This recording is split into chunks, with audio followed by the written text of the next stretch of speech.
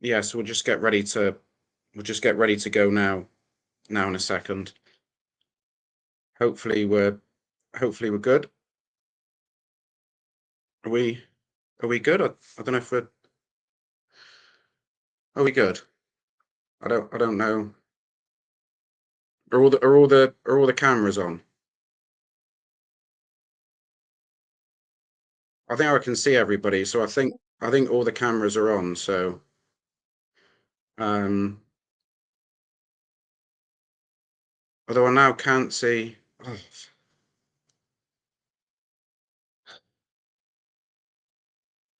We gotta be on.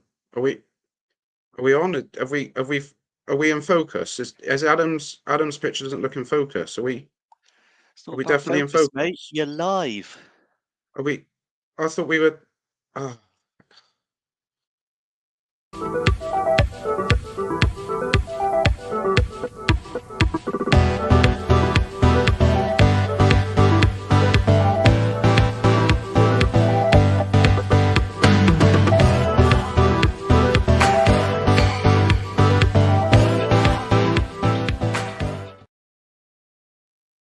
Good evening and welcome to the Green and White podcast brought to you by Argyle Life. And unfortunately, it's not another positive stream. But hey, look, if you can't poke fun at anything at this point, then what is the point? Because everything else is bleak, isn't it? So same thing as Saturday, none of the usual run through. Like, comment, subscribe, follow, add, whatever you need to do. Get your comments in. We'll show as many as we can.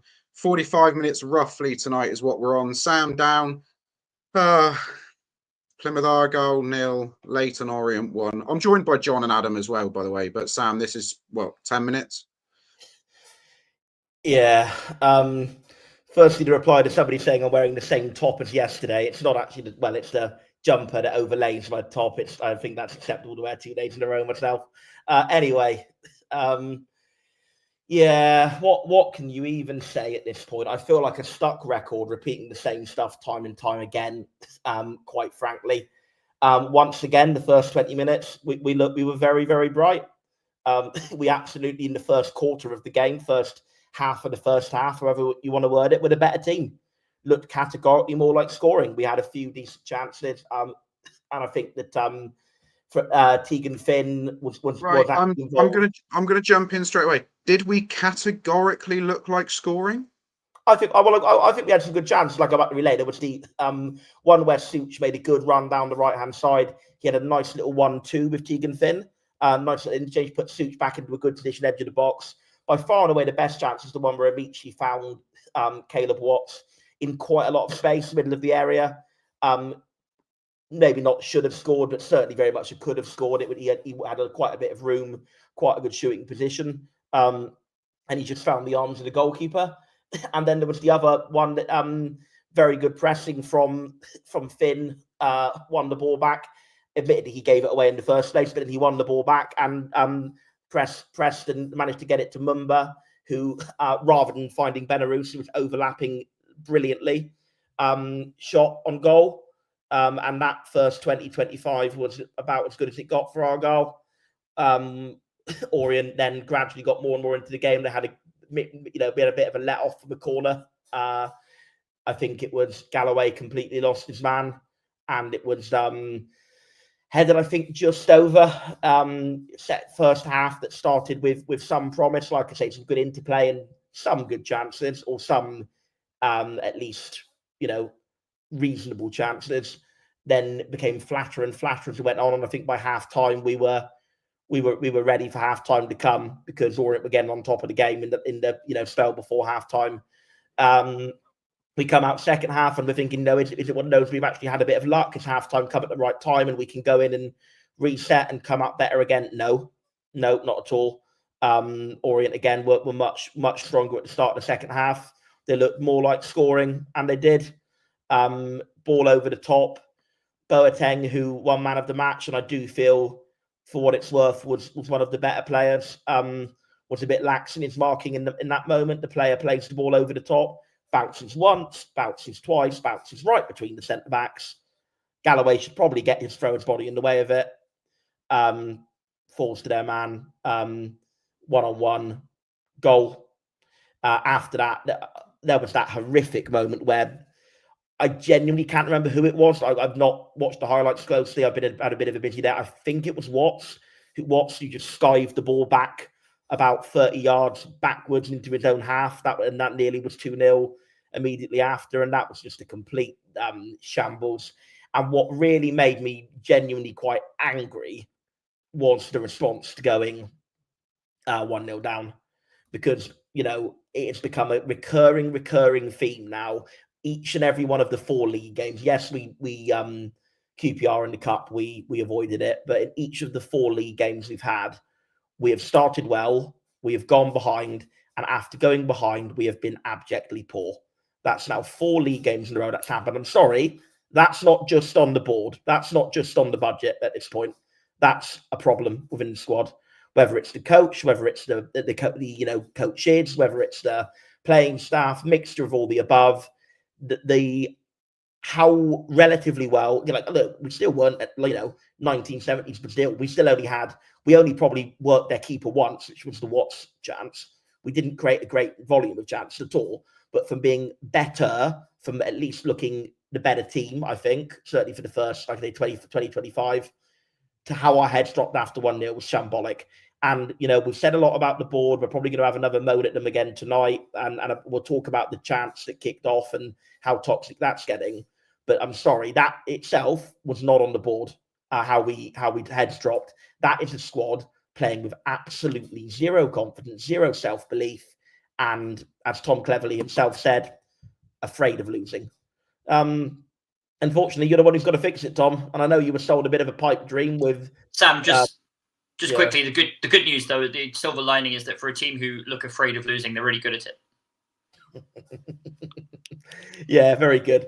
But I know Tom Cleverley. I do feel sorry for him. I think he's a lovely guy by all accounts. I think he's busting a gut to make this work. I think he looks on the version. Obviously we had the little bit of the satire with the gaff that's gone viral on Argyle TV. But when he did face the media and when he did have the press conference, he looked a broken man. He looked almost on the verge of tears.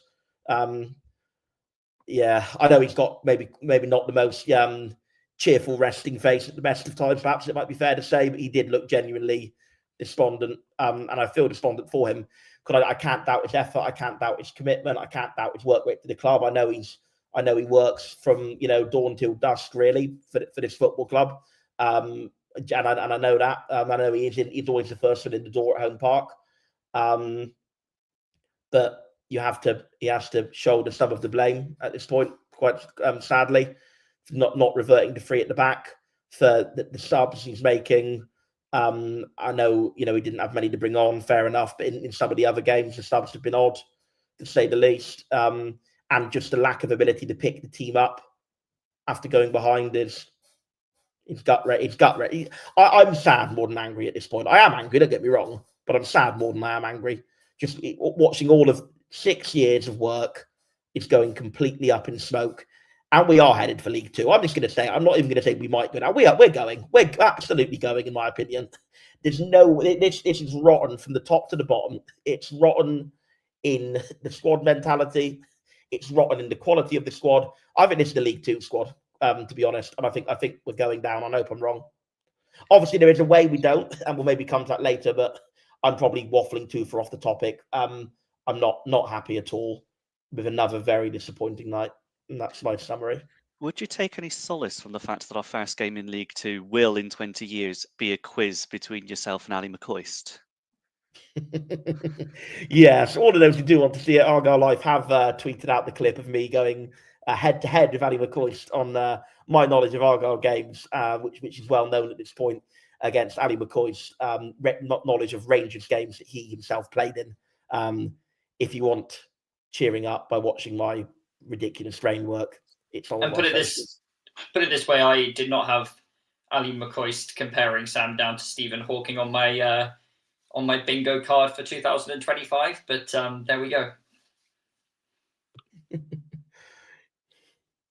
I don't quite know where to go from this because I kind of feel like I'd have much more fun talking for 45 minutes about Sam's current media engagements that he's got going on. But unfortunately, we're not here to talk about the Sam Down show. We're here to talk about the Plymouth Argyle show, which is a bit of a circus, Adam. I'm going to come to you next. Sam references the first half. We started brightly. Perhaps we didn't start as much on the front foot as we have done in previous games. My issue with the first half was the midfield. We didn't seem to be competing as much. Did you feel like Alex Mitchell had made an immediate impact at the back, though? I mean, maybe. Like, we conceded one goal rather than the 2 or 3 we've conceded in every other game. So, hey, that's something. It's... I feel with Mitchell, what we've heard through social media is very, very much going to be the way that he's going to play. He's not going to be the sort of player to build from the back effectively. He's nothing flashy about him, but he'll put himself in the way and he'll clear the ball every now and then. It will be frustrating at times when it's blasted out of play when a pass was on. I think we saw that a couple of times yesterday. But he was as all right. I think, as you can describe one of these performances. It is a problem, though, that we're in this situation and looking to bring centre backs on loan from Charlton Athletic, who are a division below us last season, who don't necessarily fit the manager's style of play, because I agree with you, Joe, about the midfield, and I just cannot see how this midfield can be set up for how Cleverley wants to play. There's no, as has been said before, there's no deep line playmaker there.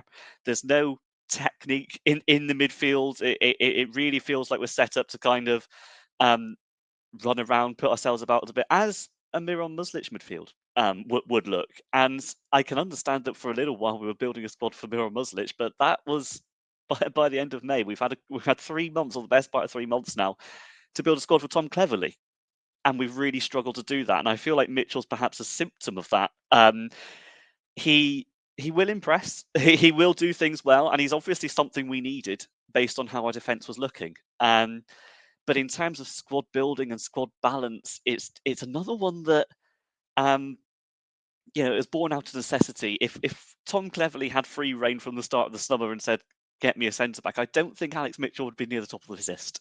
We'll put it that way. And really, as I've said, it's symptomatic of wider failings that we've seen at the top level. And there was no better game actually to describe that or to demonstrate that than what we saw yesterday, because actually ourselves and Orient had come into this season on the back of fairly similar circumstances, albeit one lost a head coach early on, in that we both ended the season in disappointing fashion. We went down, they lost the playoff final, and as a result, both squads were practically ransacked. We had players who wanted to leave because we'd gone down, and Leyton Orient had players who wanted to leave because they'd stayed down, the likes of Charlie Kelman, the likes of JB Donnelly, the likes of Jack Curry, the likes of Ethan Galbraith. All of them went over the summer, and plenty more that I haven't mentioned. But they have been proactive with it, and they've brought players in to suit their manager's style of play in the way that we just haven't. The likes of Aaron Connolly would walk into our side tomorrow. Josh Caroma, the goal scorer, walks into our side tomorrow, and they'd be our best centre forward and winger if they did. I still, at this point, cannot fathom why we weren't looking to sign that sort of player all across the summer. I mean, maybe we were, and nothing's leaked out. But considering the leaks that did come out, I find that somewhat unlikely. And those guys, by the way, were free transfers. It's not as if we'd have had to blow the transfer budget that we clearly have had, or ought to have had, to sign them.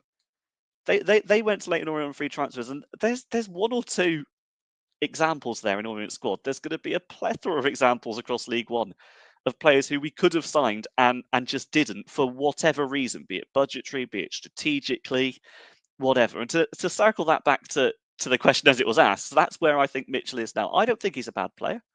And I think this season he's going to win us points simply by the fact that him being in that defence can't be any worse than the defence we had before. But the squad that we've built for the head coach we've got, it's just been all wrong. And he's a part of that. And there's so many more reasons why that's happened that we'll no doubt come on to, and by the way, have discussed in the past. It worries me a lot, Possibly not to the extent that it worries Sam. I don't think with 42 games left to go, we should be saying we're definitely going down. But I think the fact that it needs to be a conversation as to where we're heading is a damning indictment. And by the way, for top 6 budget FC, we're a lot closer to going down than we are to going up. We can absolutely say that for free. That's got to be a huge concern. And I think the recent transfer business, Mitchell included, is going to be part of that. Yeah, I'm not sure which comment from the summer is going to age like a pint of milk worse. Top 6 playing budget, or we're going to finish in the top 2, or we're going to finish second, whatever it was Halleck came out with in the last fans forum. But we will give it another 42 games before we judge those comments. John, I had the pleasure of your company pre-game yesterday. We had a very enjoyable afternoon. When the team sheet was announced, we were in the fan zone, and I think we both agreed we liked the idea of it. We liked the shape of it. Do you think it worked necessarily?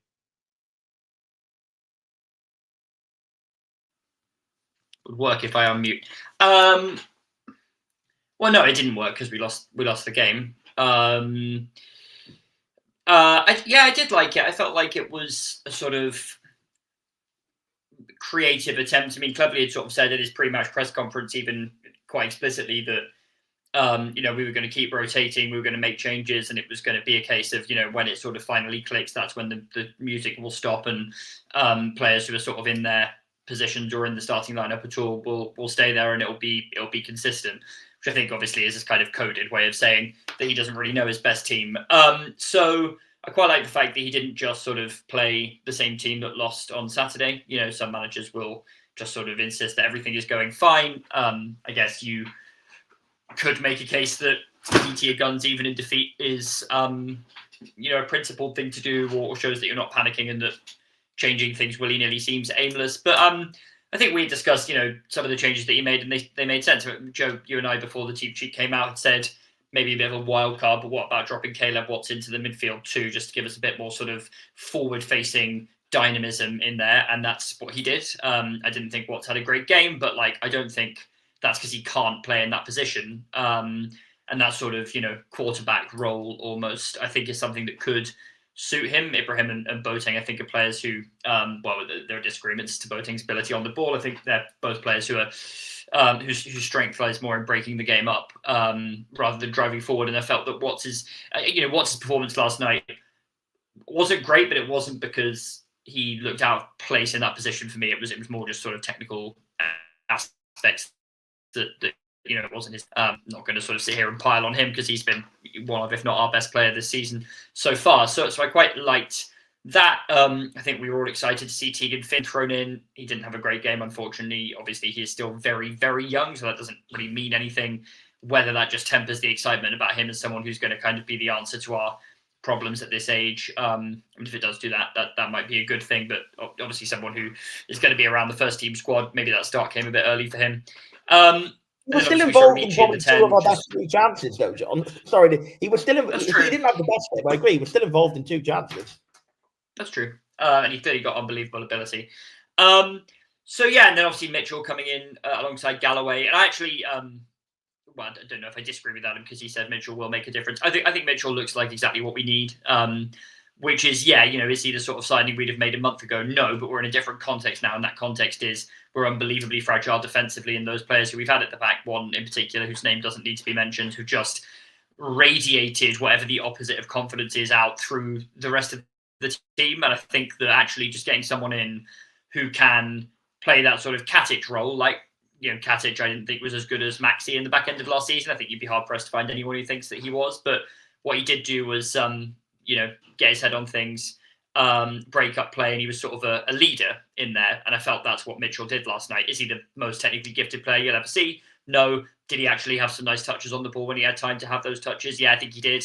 But, was his heading the ball out, full of conviction? Yes. We didn't lose that game yesterday because the back four was porous. They created 2 really high quality chances, I would say. They missed one of them, that header in the first half that they should have scored. And then the second one, they've put in the back of the net, and Mitchell has held his hands up and said he's playing the lad onside, which I liked, by the way. He's sort of immediately taking responsibility.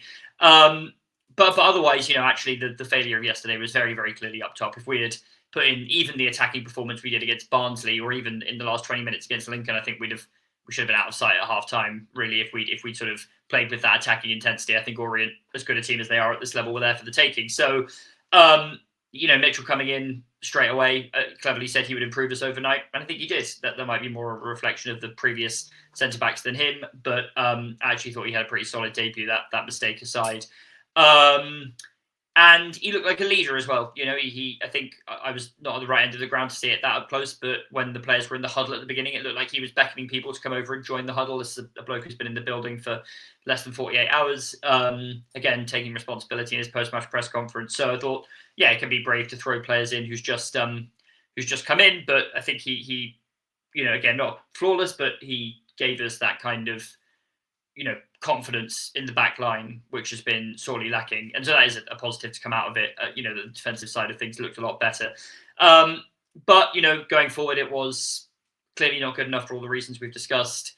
And the lack of attacking options on the bench feels really criminal at this point. Obviously, there have been injuries to the likes of Patterson. I just wanted to say to Adam's point quickly, in terms of having a deep-lying midfielder who could be a playmaker, I think we absolutely have one of those on the books. His name is Eamon Benarous. He's playing at left-back, and he looks unbelievable at left-back. And obviously the reason he's playing there is because, again, of injuries, which I think, I don't want to sit here and say that's an excuse, but it is a reason that things are going wrong at the moment. There are players out who I am very, very confident would make a difference both in themselves, but also in freeing up other players to take their best position. And I really hope we can get McKenzie back or figure out a solution at left-back, Benarous. And obviously his fitness as well. To start more games consecutively, we can sort of get him into that midfield too, because I think he has the technique to play literally everywhere on the pitch, apart from goalkeeper. I think he is mentally just quicker than everyone around him. Clearly, as someone who has played at a higher level, his reading of the game is phenomenal. Not the biggest, but he sort of makes up for it in positioning and just being, again, that half yard ahead mentally. So I think there are some ingredients there, and I think Cleverly is sort of moving them around, and I sort of like the creativity in the way he's doing it, to go back to the original question. So, I did like the lineup on paper when it came out. A combination of factors is meaning it's just not working at the moment wherever he tries. And, the other two have given different shades of pessimism. Obviously, Sam, I think it's absolutely absurd, as I've told him offline, to say that we should write off staying up after 4 games. Absolutely preposterous. Adam, is not saying that, but it's very pessimistic. I still don't rule out that it could click, that there could be some systemic change or personnel change, or even just a change of luck for us. I think you can question whether this squad, certainly you cannot even question whether this squad is big enough. It's clearly not big enough. We clearly need additions. I'm not disputing that at all. I think you can question whether this squad, in terms of what we've already brought in, is good enough to challenge at the top end of the table. I don't think it's anywhere near a relegation squad, even as it stands now. I know some people will disagree with that, but I don't believe that. And I think that there are players on that pitch who we know can play a lot better than they're playing right now. I mean, Matti Sorinola, I think, is a fairly decent championship player, or at least has been on occasion. Put in the worst cross you've ever seen after coming on last night, for example. It is a squad whose confidence, for whatever reason, is absolutely at rock bottom. Obviously, if that continues and that spirals into a crisis, yeah, absolutely, we could go down. It happens. Teams do back-to-back relegations. I'm not trying to sit here and say everything's fine and rosy. I also think that it's 4 games. We could win on Saturday with the ball going in off someone's arse, and then the players just get a bit of a fillip, and suddenly they start doing the things that we know they're individually capable of, because I think there are some technical players there who are quite good. Yes, of course, we need more. But, it's so, again, I'm still finding it a little hard to sort out the signal from the noise at the moment. I think there's an enormous amount of noise. I think a lot of it is justified. And by the way, and we'll get onto this in more detail, I think the fans' anger is justified. I'm not trying to tell anyone that they're not right to be absolutely furious with what they're seeing at the moment. I personally see a few more reasons for optimism, but yeah, obviously, as games go by, that becomes harder and harder to sustain. And 4 defeats on the trot is a lot worse than 3 at this stage of the season, and 5 will, 5 will be worse still. Yeah, we're going to get straight on to those chants now, because as I tweeted out earlier, I don't really have the patience or the enthusiasm to have a long episode tonight. Audibly around Home Park last night. Initially, it was just 2 little pockets. There was one in behind the goal in the Devonport end, one over in block 16 that were chanting, where's the money gone? and things after Leyton Orient took the lead. At full time last night, it wasn't just Block 3 and Block 16 that were shouting, "Where's the money gone?" It almost felt to me that people had tried to stick with the team for the 90 minutes, and as soon as that full-time whistle went and they couldn't get behind the team anymore, then they were going to voice their concerns, which is probably the better way to do it than to do it in and around the game.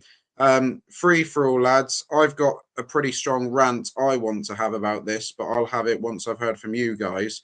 Can I just quickly go where's first? Where's the money gone? I don't really want to touch on the "we want Hallett out" one, because it's not an argument I subscribe to, frankly. Where do we stand on the toxicity of last night? Tom cleverly described the fan base as demanding rather than toxic. Is that a very wise choice of words? I think so.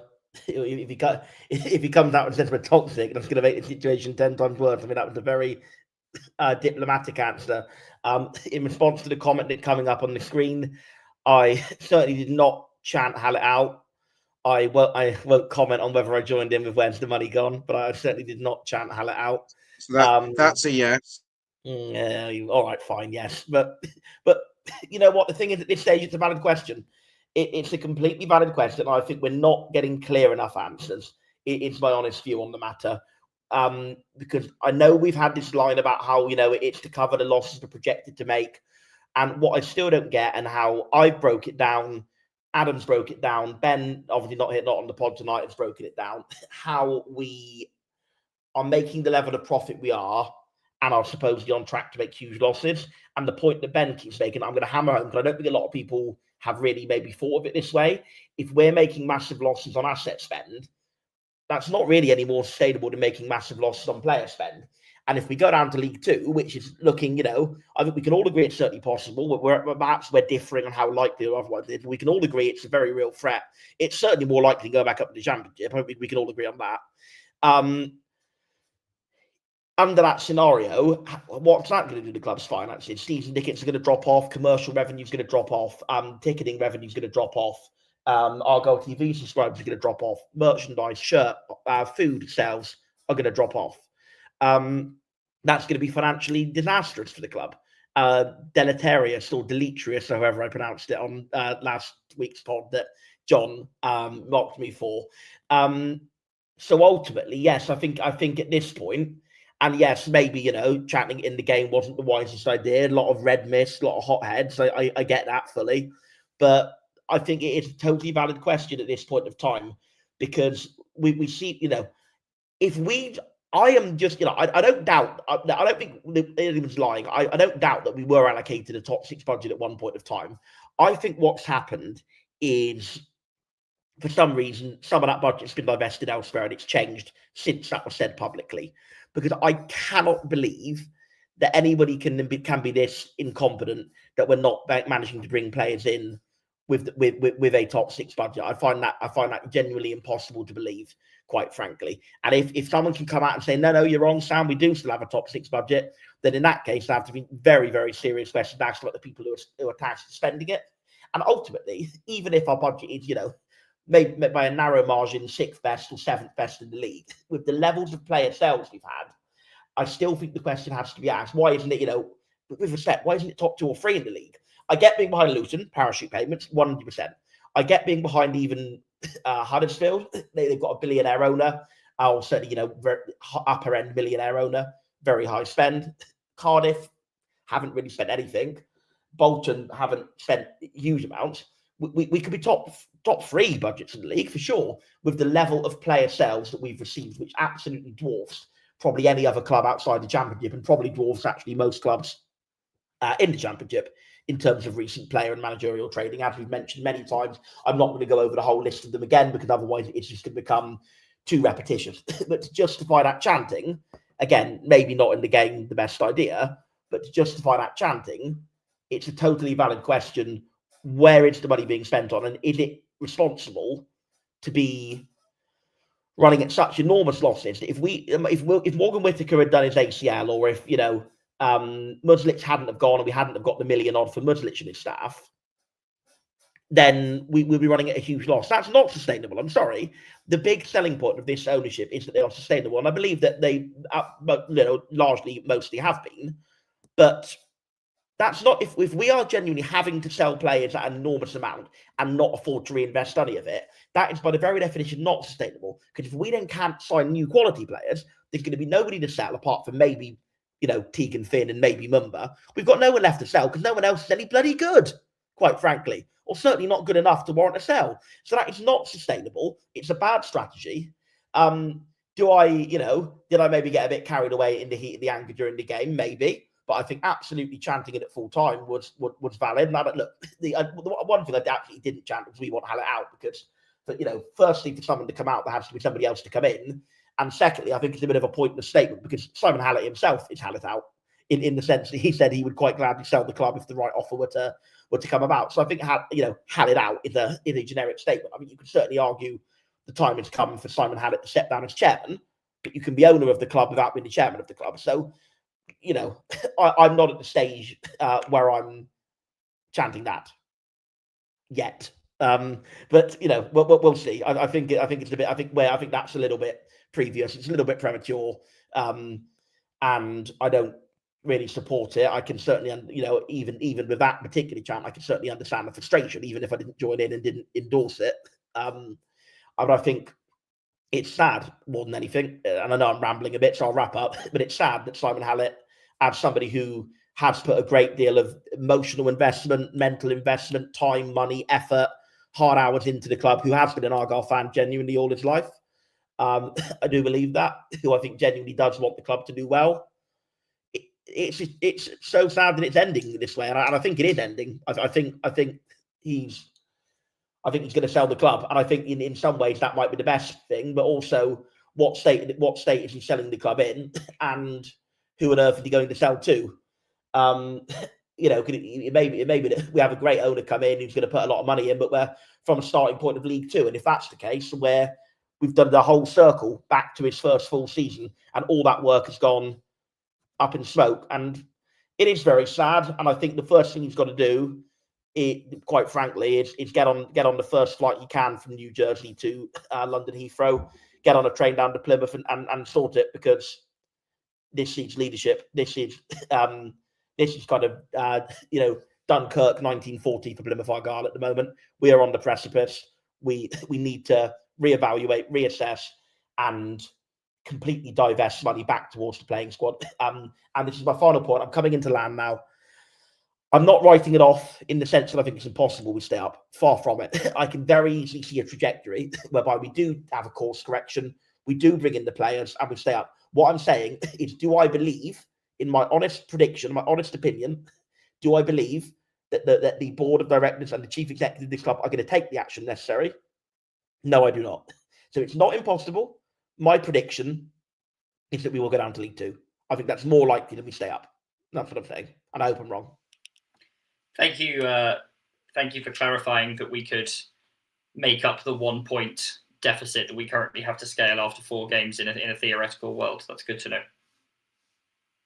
Can I just quickly do this on the Hallett chant before letting Adam come in?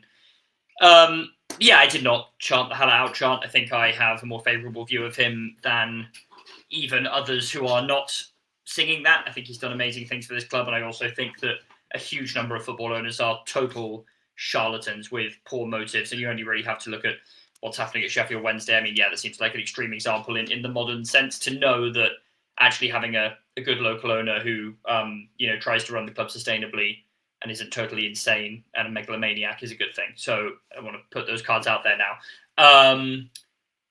That being said, I sort of felt there was maybe a discrepancy between fans who, with the best will in the world, because most of them are probably in our comment section today, spend a lot of time on the internet, and fans who sort of don't actually obsess over Argyle too much, maybe aren't the sort of people who watch this podcast, sort of turn up and pay their money on a Saturday and go home.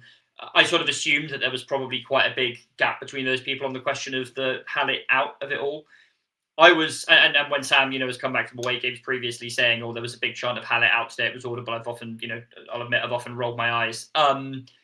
I was shocked by how loud it was in the ground last night. I was in block 18 in my corner of the ground, but not only, it was really, really audible. Lots and lots and lots of people singing it. Now, I don't want to get into the rights and wrongs of it. I think it is wrong as a sentiment, in the sense that I don't believe that would be the best course of action. Again, for all the reasons Sam has said, you can't sack the owner of the club anyway. But I think the frustration that is born of is real.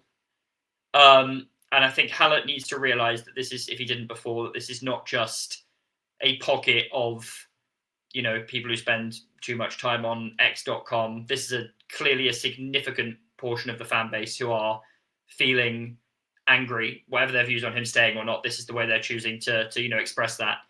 I think he needs to realise that is a crisis, regardless of whether what's happening on the pitch at the moment constitutes a crisis or not. I think you can make a good case that it is and a good case that it isn't. I sort of sit on the fence between the two somewhere, as we've discussed earlier. But the perception is that this club is falling off a cliff, and whether it is or not, he, he's the non-executive chairman, but he is the most sort of visible figurehead of the club. I think he needs to get a handle on that sooner rather than later, because I think he is in way more danger than he might realise of his relationship and the trust that he has built up with this fan base over, 6 mostly really, really good years, totally going up in smoke. Because I think at the moment there are just a lot of people who feel like they're putting a lot of money into this football club and getting treated high-handedly, and certainly not seeing the results on the pitch that they want. So again, you can debate the merits of it, but I think this is coming from fundamentally a place of real pain and concern for the future of the club, not just a temper tantrum. I think he needs to take that really, really seriously. Obviously, actions speak louder than words. I don't really care about seeing his statement. I'd much rather see him, the people who run the club make several impressive signings before the window closes next week. I'm certainly not calling for like a radical strategic change of direction. We've had a lot of those recently, and I actually think now that we've just got to kind of stick with what we're doing, at least for now. There might come a time where it has to change later in the season. I, unlike Sam, again, don't believe that 4 games in is a time to be consigning us to relegation.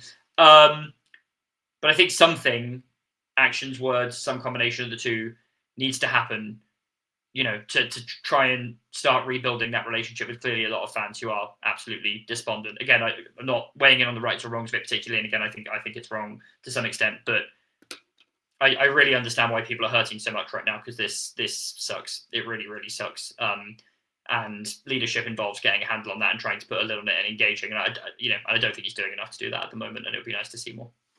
So basically, this is a long way of saying I don't agree with Sam's diagnosis of the state of the problem 100%. I agree with Sam 100% that Hallett should be getting on the plane and coming over, because I think this is a moment that is perceived as a crisis, even if there are good reasons to think it might not be that bad just yet. And so, before it becomes a crisis, I think we need to get on top of it. I feel as though an awful lot of this, an awful lot of the dissatisfaction comes from something that I think every single person who's ever been employed in any job dealing with stakeholders is told, and it's expectation management. Expectation management in an awful lot of what has happened, not even recently, in the last few years, has been abysmal. I've seen that we've had comments coming in saying, for example, that we nearly didn't have a club a decade or so ago, which is obviously correct. We've had comments mentioning that the 101 point team came on a mid-table budget, which is correct. And that's all well and good, but we weren't coming into this season saying that, we're going to survive and that's going to be great for us, as was the case in 2011. Surviving was the end goal. We were not told we're going to have to overperform on a mid-table budget, because we wouldn't have a mid-table budget, we'd have a top 6 budget.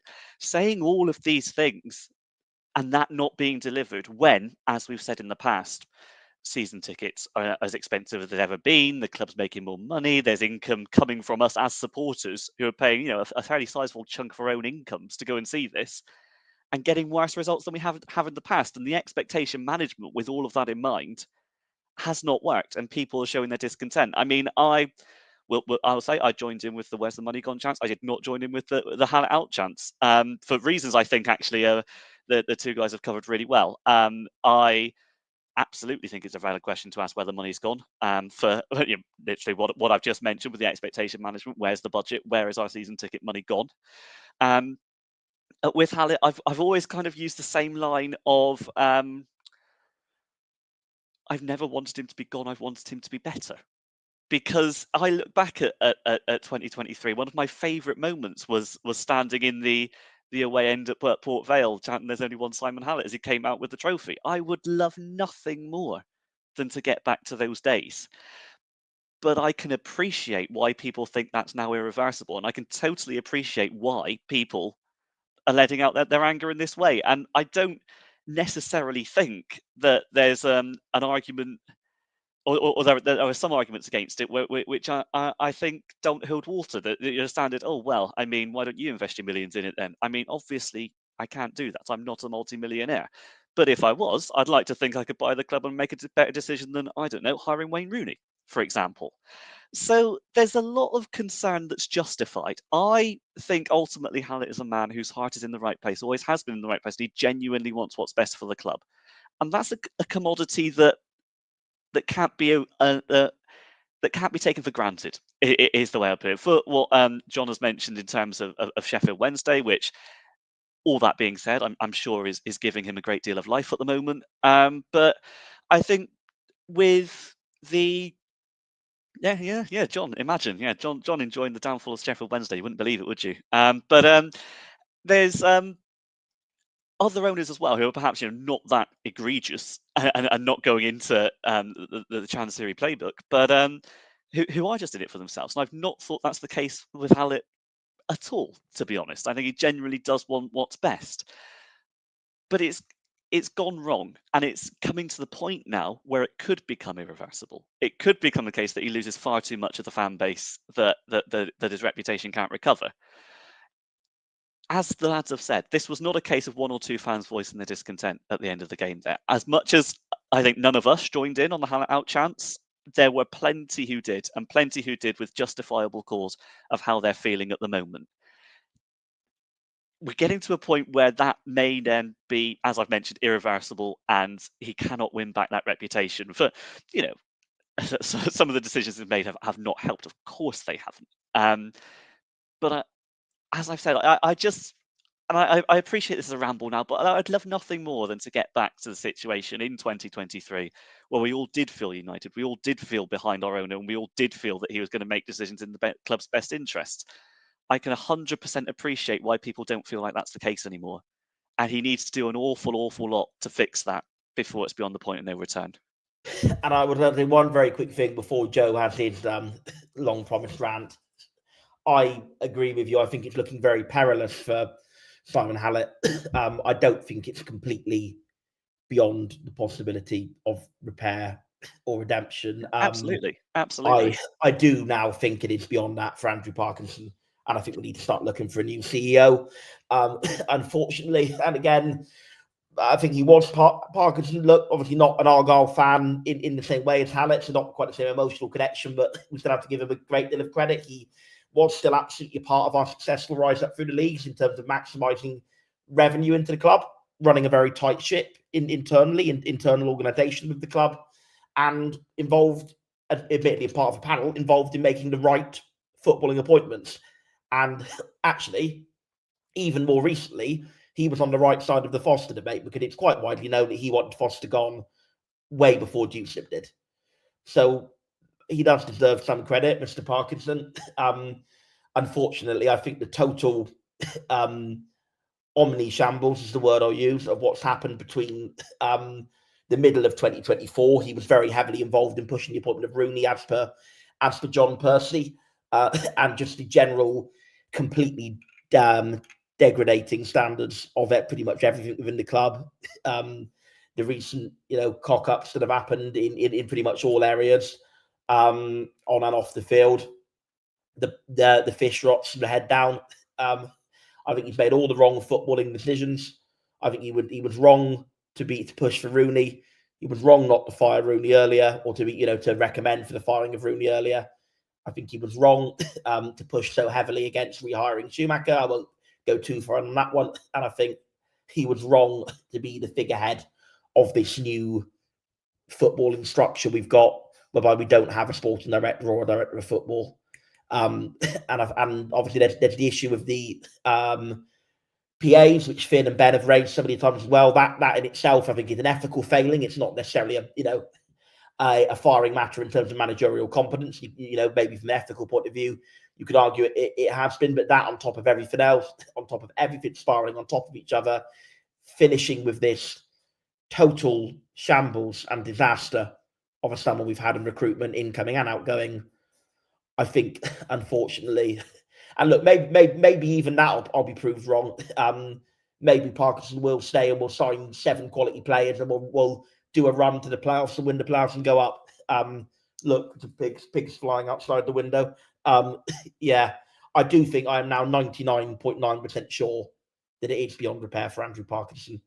And I think the first thing Alex got to do, if he is flying back, is to give him his notice as CEO. Maybe not necessarily sack him straight away, because we don't have a head of finance, we don't have a director of football, we don't have bloody anyone really. But I think we need to start looking for a new CEO. I think I went on a passionate rant on Sunday, and I don't want to repeat myself, but I stand by every word I said, and what I said in that we didn't see on Tuesday night. I think we've got to be very careful here that a lot of people pay a lot of money to follow this football club up and down the country, week in, week out. To some people, football isn't just a game on a Saturday or a Tuesday night. For some people, football is their escape from reality. It is their form of entertainment, even if the reality of football. Exactly. But I also think, therefore, we should be very careful not to tell people how they should feel. We shouldn't be telling people what they can and can't say. This is how you should be feeling at the moment. This is how we want you to feel. This is how we want you to act in certain ways. I think people are more than entitled to voice their opinion. Now, I didn't necessarily, I didn't agree with the Haller out chance, but that's just my stance on it. But I wouldn't tell the person next to me, oh, you can't shout that. People have a freedom of speech, and if people want to voice their opinion after paying the money that Argyle fans have been asked to do over recent years, then they're more than entitled to do that. And this goes back to the point I made on Sunday, that this is a city that absolutely universally wants to get behind its football club. It wants to absolutely trust and believe in the decisions that the football club are making. And right now, I'm not totally sure they're able to do so. If you looked at the average, how much the average fan would have to pay this season to watch Argyle at home, to even watch 4 or 5 games on the road, we're not talking about going to all 23, just 4 or 5 games, to buy a shirt, to buy things on match day in and around the ground, it's a huge expense. And therefore, we can't silence people if they want to voice their opinions. People are more than able to say what they want. It cannot be personal. That's what we have to say. It cannot be personal. It cannot be abusive. But if people want to chant, "Where's the money gone?" we shouldn't be cutting that out. We shouldn't be telling people you're not allowed to chant, "Where's the money gone?" because it is a legitimate question right now that the fans desperately want an answer to. This football club has 11 days to address the situations that Tom Cleverley needs fixing. Otherwise, it is going to be an incredibly long autumn. I think the panel would universally agree on that Tom Cleverley needs support. He needs bodies in that dressing room. And the proof of the pudding will be in the eating. I'm different to other people. I stand by what I said on Sunday. I don't want a statement. I don't want a video message from Haller. I just want actions. I want players through the door. I want support given to Tom Cleverley. We saw a different Tom Cleverley in the press on Monday. There was more of a buzz about him, but that was gone last night post game. He was flat again. He looked like a man who had the weight of the world on his shoulders. Whether Simon Hallett comes across or not is his choice. He might have personal circumstances back in the United States that restrict him from doing that. And it has been a very difficult summer for Simon Hallett on a personal level. And absolutely, that should never be questioned, his commitment to the club whilst he's had to deal with such personal issues. But what we need now, as the boy says, from whoever it is, whether it's Simon Hallett, whether it's Andrew Parkinson, whoever is next in command inside the building at Home Park currently in the city, the club needs strong leadership to guide us through the next 11 days. And fingers crossed that over the course of the next 11 days, we will get that leadership. I do have to flag up this super chat that's come in, which is quite extraordinary, frankly, from the Norfolkian. Ranulph Bacon, Sporty Spotlight Sam. I think I speak for the general football community when I say I love Sam's Corner. This is an abject disgrace. You deserve better reward for your commitment. I'm delighted to say that £10 will not be going as a reward to Sam for his commitment, but it will be going towards upholding this YouTube channel and making sure that we can keep going throughout the course of the season. Where's the money gone? Where's the money gone? Where's the money gone? Where's the money Sorry, gone? you're not allowed to say that. That's a disgrace. You're not allowed after all these years of trust. Joe Bell out. Say we want Joe Bell out. We want Joe Bell out. Say we want Joe Bell out. They'll start doing that because I'll start chanting it myself. That's 50 minutes. We're already 5 minutes over where we've got to, and we've not done a preview for the weekend or done some questions. So let's quickly rattle through the weekend. My joke, I have to say thank you so much to that fella who gave us the money, by the way, and I really appreciate Absolutely. Sam's Corner, and I couldn't let my determination to jump in with a joke for Joe stop me from saying that. So before we go too far off topic, thank you to the Norfolkian. Thank you very much. Absolutely. Thank you very much. Let's talk about the weekend very quickly. Before we do so, we might actually have a new centre half in before the weekend, because according to Danish media, Matthias Ross, who was inside Home Park last night, apparently his move to Plymouth Argyle is conjectured to be a done deal, that Ross will be joining the Pilgrims. He's had interest from Hull City, Oxford United, and the massive powerhouse that are Sheffield Wednesday, but it would appear that Matthias Ross has chosen a Home Park, and potentially we will have a second new centre-back through the door at the weekend. Free for all, gents. Very quickly, Blackpool at home at the weekend. Literally 60 seconds worth of thoughts and a score prediction each, I think. Don't all rush. You can't lose every game, can we? We can't lose every game. We can. Yeah. Yeah, I'm hopeful a few more in the door, maybe a number 9, maybe ideally another defender as well, on top of Ethan Mitchell. Not Ethan Mitchell, is it? That's the young player we had on a few years ago in the youth team. Alex Mitchell, not Ethan Mitchell. I knew I had that name from somewhere. Great words. I think we're going to get a draw because we can't lose every game. Blackpool are flattered to deceive a little bit as well. One of their best players, Niall Ennis, is currently suspended. Obviously, 3-game ban for his red card he picked up at the weekend. To be fair, Sam, they will be buoyed by Plymouth Argyle's Dale Taylor in attack this weekend. So. Oh, you know he's going to score, don't you? That's going to be the most inevitable thing ever that he'll score. Probably in front of the Devonport end. But Blackpool aren't great either. I'm going to 1-1. Adam? I was thinking in a similar scoreline. I can't help but feel that their squad is better than ours, including what they have carried over from last season. But it's not really clicked for them in the moment, in a similar way that it hasn't really clicked for us either. I think the fact that we're at home helps. I think the fact that Dale Taylor's inevitably going to score a goal hinders. So yeah, probably levelling out at a 1-1 draw, which will infinitely aid the points total at the moment. May even bring us level with the relegation trapdoor. John? I'll have us to win on Saturday. If this news about Ross is true, then get him and Mitchell as the centre-back pairing. I think that's going to have a Maxi/Katic effect when those two came in against West Brom. Was that both of their debuts? Yeah, it was. And obviously we won that game 2-1. And that was also after a period of, we played pretty well at Sunderland the week before, but it was after a period of not being able to buy a win for, a run that makes 4 games look like nothing really. So, I think that could give us a lift defensively. We were already better defensively last night. Going forward, Blackpool have conceded, I want to say, 11 goals in 4 league games, something of that nature. They've got some good players on paper defensively, but they are clearly double-barreled goalkeepers.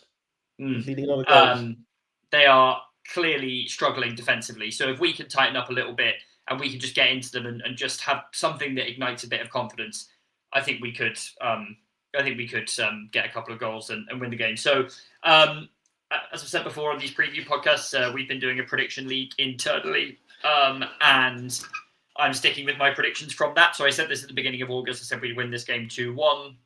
Actually, I said this would be our first home win of the season. So I said we'd lose last night, which we did. So I'm hoping my Nostradamus effect from yesterday carries over to the weekend and that we do indeed win 2-1. And I actually think there are reasons to think that is possible for the reason that I just said. So, I'll say 2-1 to Argyle. Yeah, it's going to be more. It's going to be more blind faith, but I do think, I said it before last night. I'm going to say it again. In 1 week, it will come true. This is going to be the weekend that will kickstart our season. Blackpool just seem to be very up and down in terms of performances, even if their results seem very down. Even if even if they lose a game, sometimes they play quite well and they seem to be unlucky.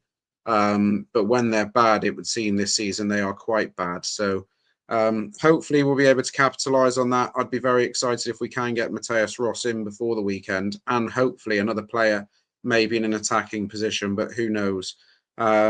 We shall wait and see. But I'm going to go with a 2-1 win. Nice 90th minute winner as well to send the crowd home absolutely euphoric. That's 56 minutes. It was remiss of me not to mention this earlier. We were 7 minutes into the show and we hit 1,000 people. We're well over 2,000 here tonight. We really do appreciate it on a Wednesday when, of course, you could be watching Fenerbahce versus Benfica in the Champions League. So we are incredibly grateful. Let's discuss some questions that have come in. There have been some very good questions that have come in. As you can probably imagine, they followed the same sort of trend. So let's try and rattle through a few of these. Marcus Hamlin asks us why we put ourselves through this torture. It's a very good question. Scott Laycock asks, Adam, very quickly, is Hallett taking us down the same road as Stapleton? I would argue that Hallett doesn't have a World Cup bid that he's fancifully trying to chase down. Yet. I mean, nobody knows where 2038 is going to be at the moment, so we'll put up our eyes on that. I mean, it's not going to take down that route, but at the same time, it's a pretty damning thing that this comparison could even be made. It's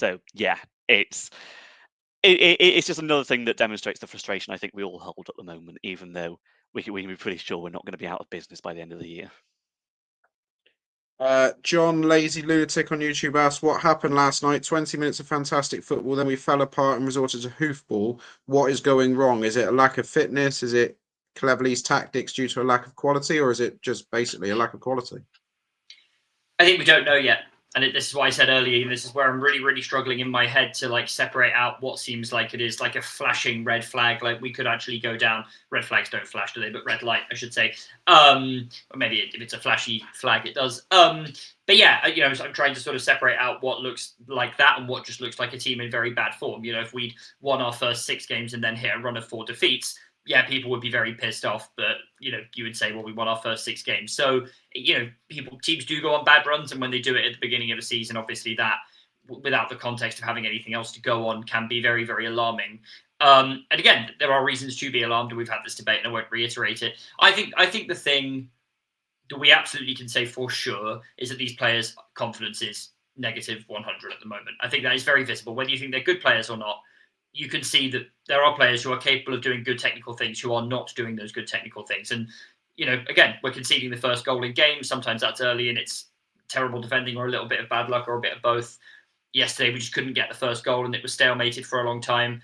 I'll be very, very interested to see what happens when, and surely it will happen, finally we take the lead in a game, because it might be that we go 1-0 up and then we're absolutely terrified of conceding and the same problems recur and we end up losing 2-1. It could also be that creates a completely different dynamic in a game. At the moment, we have not had that situation under this manager and with these players in 5 games in all competitions. We don't know.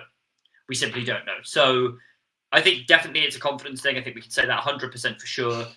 In terms of the balance of the other factors, quality, tactics, I don't think fitness is necessarily a problem. I see a group that's running pretty hard. But the other things you mentioned, I think it's too soon to say, which is why I'm trying to be a bit more measured than some others. I think with that message that's just come up along the screen about 30 seconds ago, I think we've got to wrap up.